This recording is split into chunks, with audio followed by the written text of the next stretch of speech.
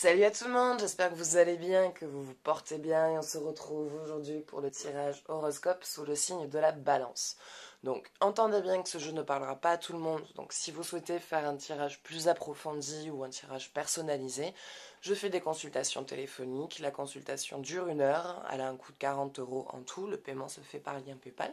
Donc vous trouverez dans la description mon numéro de téléphone ainsi que le lien vers ma page Tarot et Guidance si vous souhaitez prendre rendez-vous. Voilà, et puis on va commencer. Hein, on va aller voir qu'est-ce qui vous attend, quel message ont les astres pour vous, qu'est-ce qui doit être vu, qu'est-ce qui doit être entendu. Et voilà, on va aller voir ça. Reste ici, te barre pas.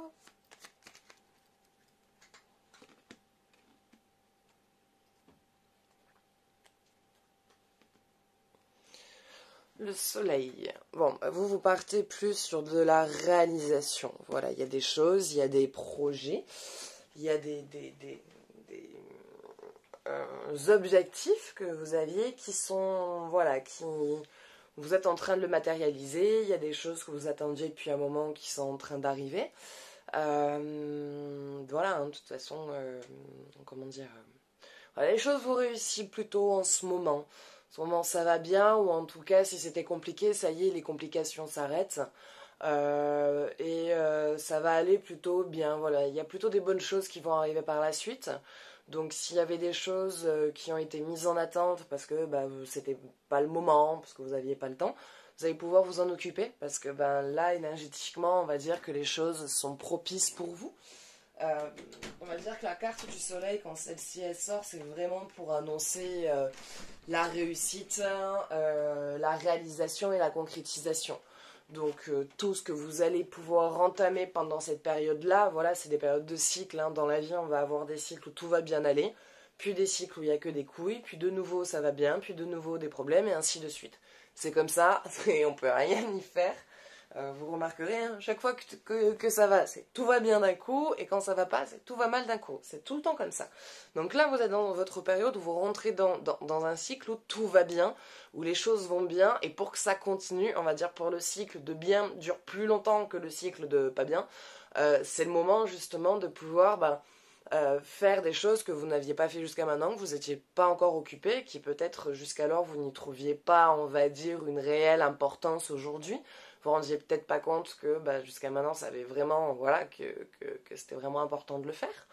Et là voilà, donc il y a toutes ces petites choses qui devaient se faire, qui vont se faire, qui vont marcher de suite, des dossiers en attente qui vont vite être traités, des réponses qui vont plutôt être favorables.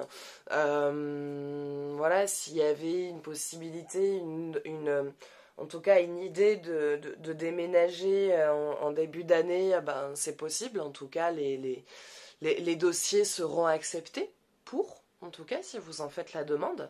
Donc voilà, c'est une période assez bien, assez positive. Je vois pas trop là, en tout cas, sur ce qui vient d'être dit sur la carte en soi, je vois pas de mise en garde.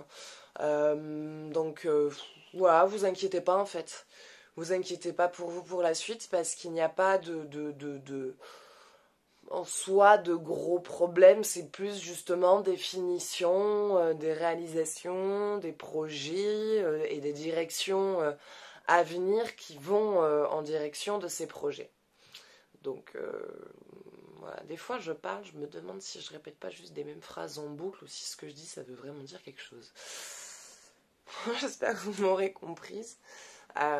Voilà, j'ai rien de plus qui me vient franchement là réellement pour la carte. À part vous dire, voilà, s'il y avait des choses qui étaient en attente, et des choses à voir, et des choses à régler, et réaliser, allez-y, c'est le moment, quoi. Voilà, tout simplement. C'est le moment. Pour ceux qui sont en couple, ça va. Pour ceux qui ont des enfants, ça va. Côté famille, ça va. Côté relation, ça va.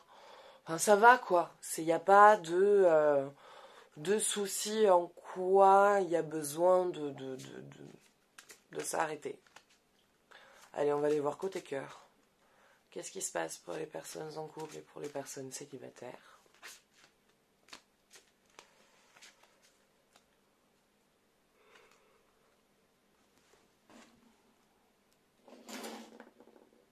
Pourquoi je fais ça? C'est pas je voulais faire ça. Voilà.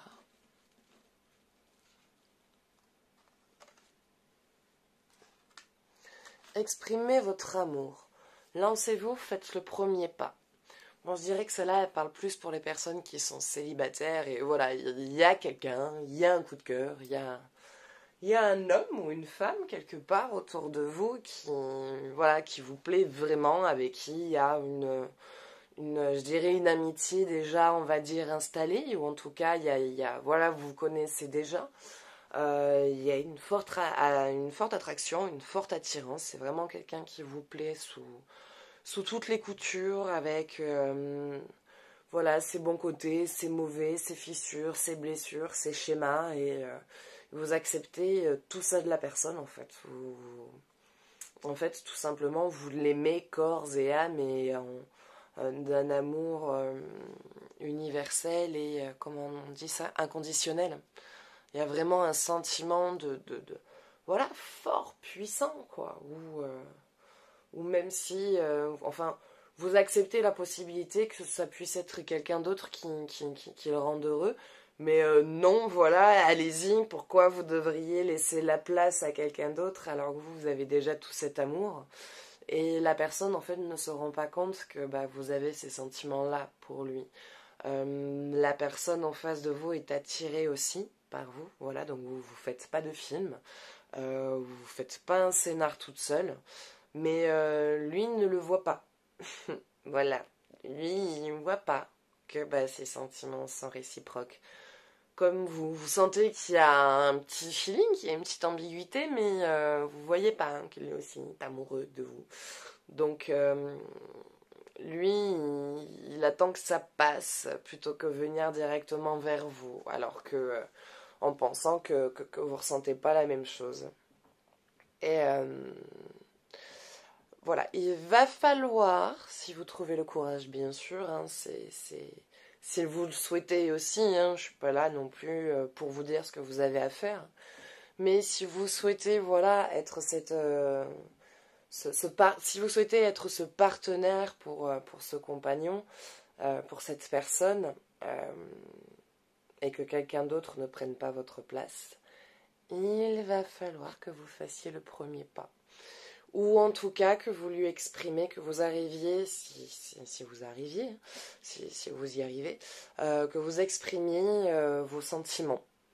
Voilà. Ne serait-ce que pour vous-même, ne serait-ce que pour vous libérer, ça fait un bien fou. Autant on se fait toute une montagne de se déclarer.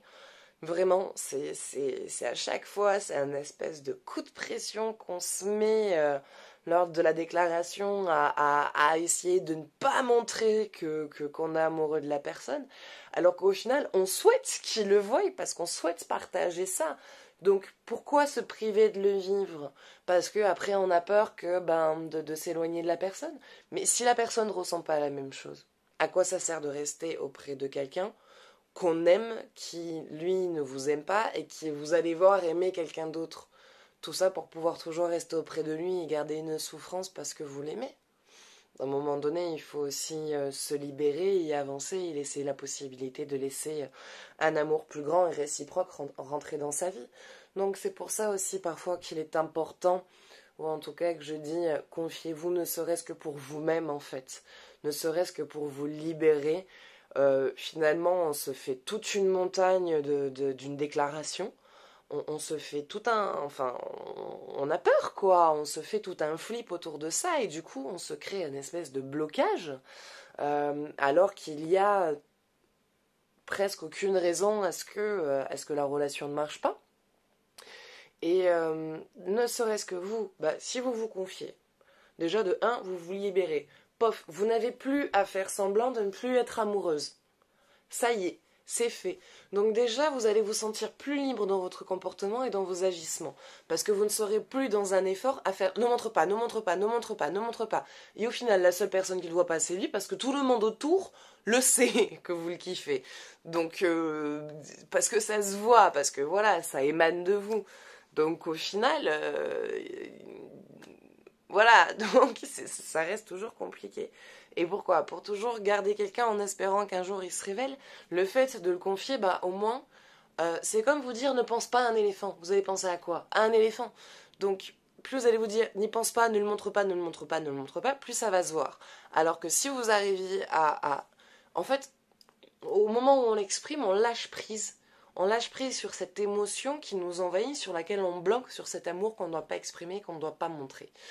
Et au final, ben, des fois, une fois qu'on s'exprime, ben, des fois il y a la réalisation de merde, pourquoi j'ai fait ça finalement une fois que je l'ai dit, ben, en fait j'ai débloqué, parce que des fois on peut arriver à faire une fixette.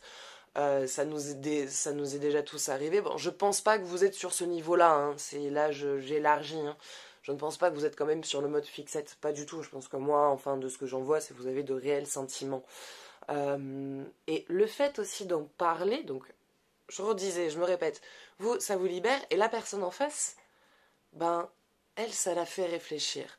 Que si jamais, oui, il avait les mêmes sentiments, mais qu'il n'avait pas envisagé la relation autrement qu'amicalement, pof, ça lui fait se révéler la relation autrement.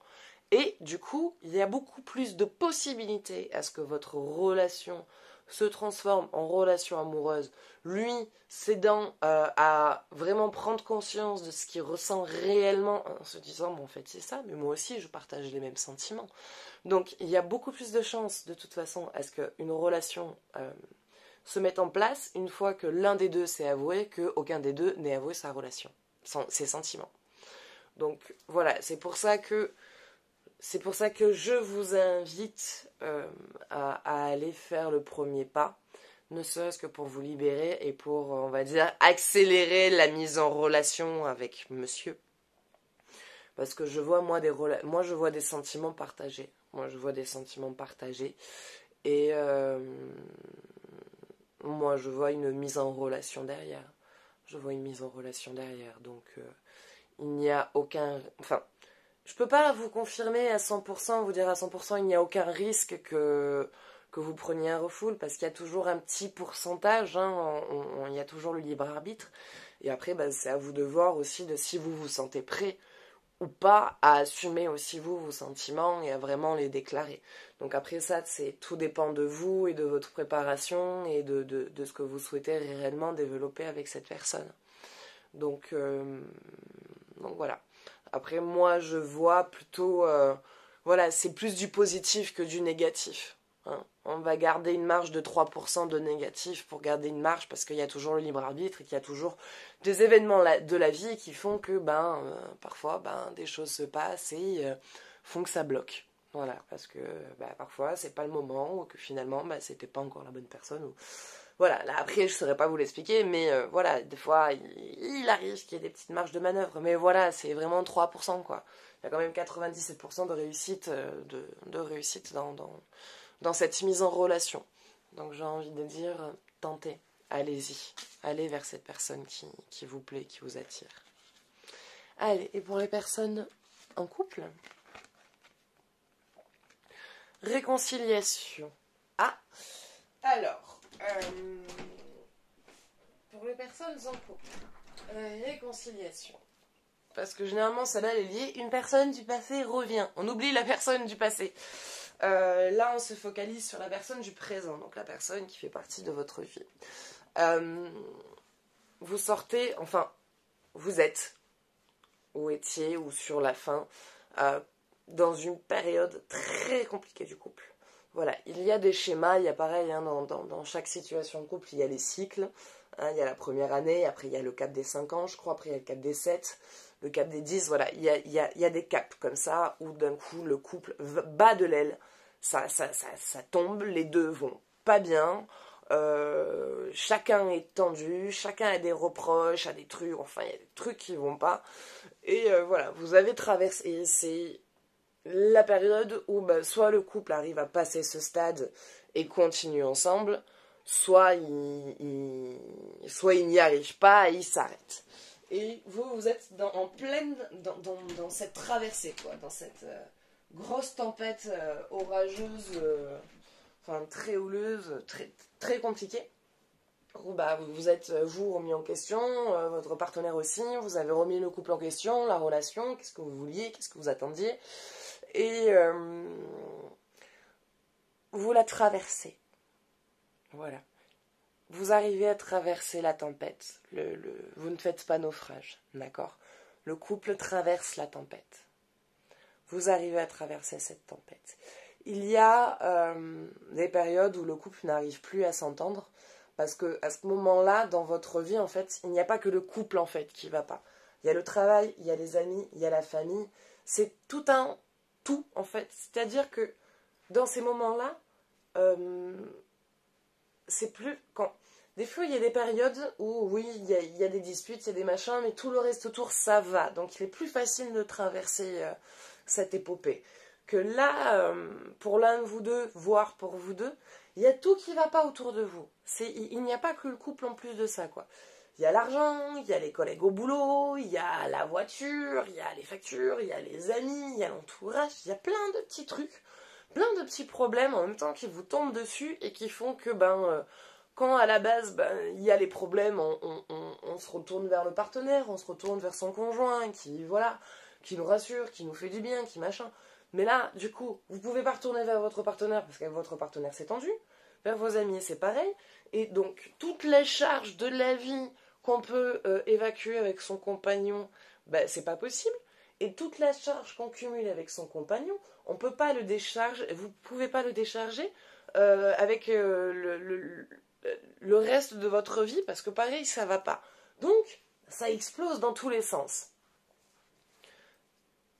Il y a, je sens, un espèce de changement autour de la communication.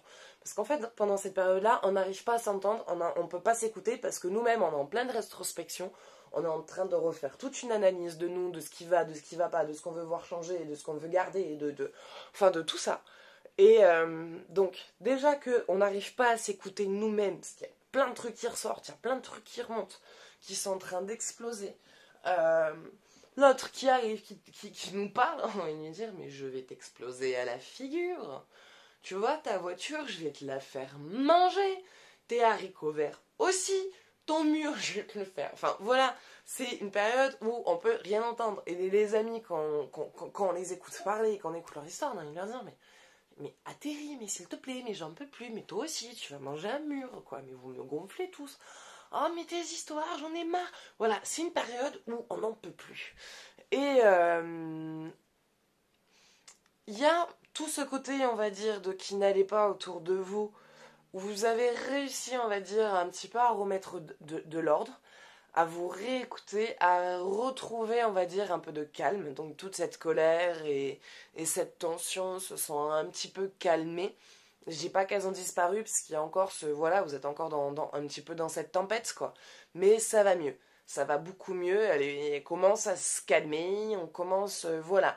Autant vous étiez au cœur de la tempête et vous ne voyez pas un seul point de rayon de soleil loin des nuages, que là vous commencez à voir, malgré la tempête, à voir une parcimonie de soleil et vous dire c'est bon, on arrive vers la fin là, voilà, ça s'éclaircit, ça va s'éclaircir, on est en train de la traverser.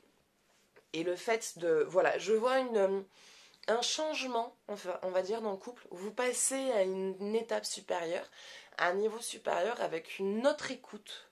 Vous allez vous écouter autrement et de nouveau, il y a ce changement dans la communication où il y avait, voilà, il y avait une communication installée qui allait jusqu'à maintenant et avec votre évolution à chacun, la communication change avec.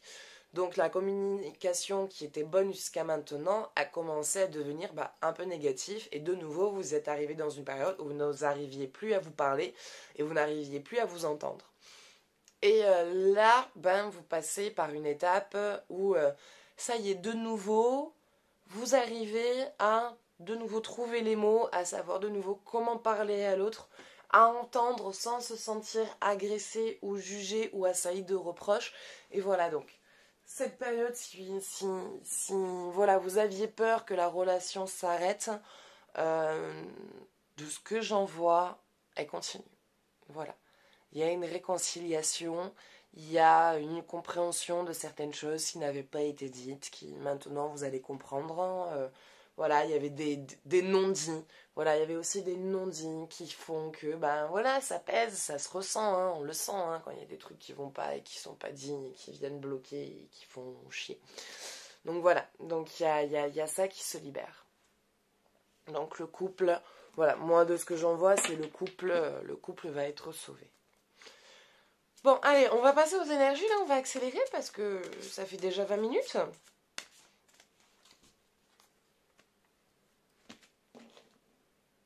Et on va te prendre, on va te retourner comme ça, toi. L'abondance, donc oui, les choses s'arrangent. Les choses s'arrangent et les choses vont vers la réalisation et la concrétisation. Donc en plus de ça, vous allez passer à un niveau plus... voilà, vous allez retrouver une complicité, vous allez retrouver une fusion avec votre partenaire. Au niveau du travail, ça va aller mieux. Vous allez changer de poste, vous allez gagner plus d'argent. Au niveau de l'entourage et des amis, vous avez fait un gros vide. Il y a un gros tri. Vous vous entourez vraiment de personnes, voilà, avec qui il y a vraiment quelque chose et un échange et voilà, une vraie amitié, quoi. Voilà, vous vous entourez de personnes qui sont plus en accord avec vous et avec votre façon de penser. Le travail, ça va mieux, les projets vont vers la réalisation. Voilà, donc il y a vraiment... tout s'arrange. Pour les personnes célibataires, voilà, lancez-vous si vous y arrivez, si vous vous sentez capable, allez-y. Sinon, bon ben, attendez, hein, on ne sait jamais, peut-être que lui, un jour, il y arrivera, mais voilà, ça serait dommage de passer à côté de cette histoire. Donc voilà, si vous sentez vraiment voilà, le courage d'y aller, allez-y. Pour les personnes en couple, ça s'arrange. Vous traversez la tempête. Et pour tout ce qui était projet, les petits soucis qu'il y avait jusqu'à maintenant, tout s'arrête, l'argent rentre, il rentre bien. Il y avait des projets sûrement de déménagement, peut-être de faire des travaux dans la maison, vous allez pouvoir le faire. L'harmonie du couple revient, nouvelle complicité, tri dans les amis, voilà. Donc tout se retempérise, tout se remet en ordre et là vous repartez sur un chemin beaucoup plus simple, enfin de nouveau plus simple, plus fluide, plus sympa, avec des petits week-ends de nouveau en amoureux qui reprennent. Voilà, une vie un peu plus harmonieuse. Bah écoutez, ce sera tout pour ce tirage, donc j'espère que ça vous aura plu, que ça vous aura aidé, que ça vous aura un peu aiguillé. Et si vous souhaitez faire un tirage personnalisé, je fais aussi des consultations par téléphone. Sachez que la consultation dure 1 heure, coûte 40 €. Et vous trouverez mon numéro de téléphone dans la description, ainsi que le lien vers ma page tarot et guidance. Et je crois que si vous souhaitez, vous pouvez aussi trouver les liens des cartes que j'utilise. Voilà. Bah écoutez, moi je vous fais des gros bisous, je vous dis à bientôt. Ciao, ciao.